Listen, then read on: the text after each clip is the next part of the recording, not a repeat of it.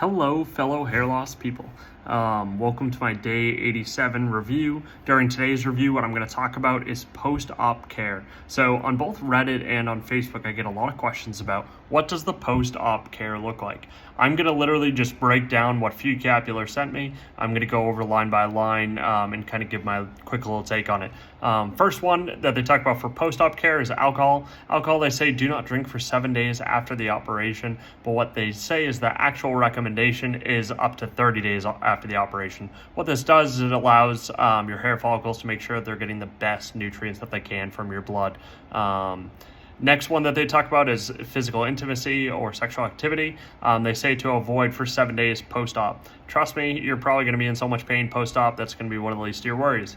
Tobacco, they do talk about don't smoke for 7 days after your hair transplant, but just like alcohol, realistically you want to keep it at least 30 days if you can. Next thing they talk about is hair dryer. They say during the first 15 days after you have your operation, you don't want to use a hair dryer. You don't want to bring that heat that close to your head. And then once you do start using a hair dryer, they say warm air, low power, and stay away from your head at a safe distance. Next thing that they talk about is a helmet or hard hat. This is something that I get a ton of questions about. For those of you who know, I do work in the construction industry, so wearing a hard hat is something that's pretty common.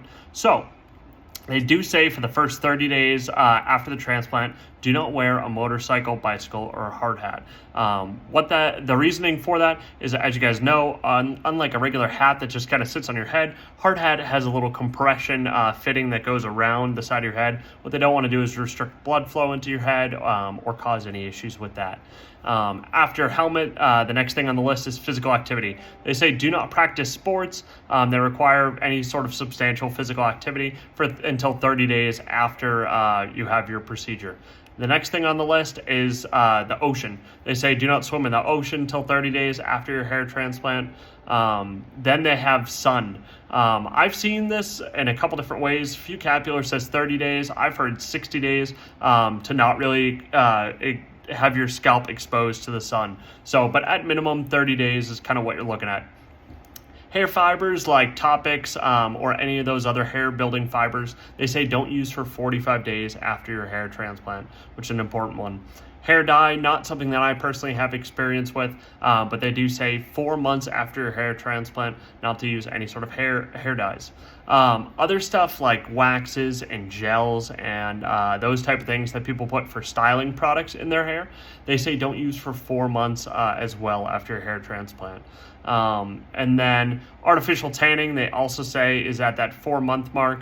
And then the big thing that I get the most questions about is a haircut. So I want to kind of break this one down for you guys. In your donor areas, which is the sides and the back of your head, you can start using like some sort of razor with a very shallow guard on it, starting at about the 30-day mark. I actually just had my haircut done yesterday. I got a number 2 on the sides, and they cut all the way around the sides of my head using a number 2 trimmer blade on it, and this is my 3rd haircut now, and I'm feeling good about it.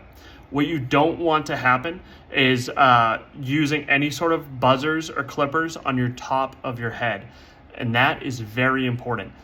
You can use regular scissors as long as they are sharp. You can use them on your transplanted areas.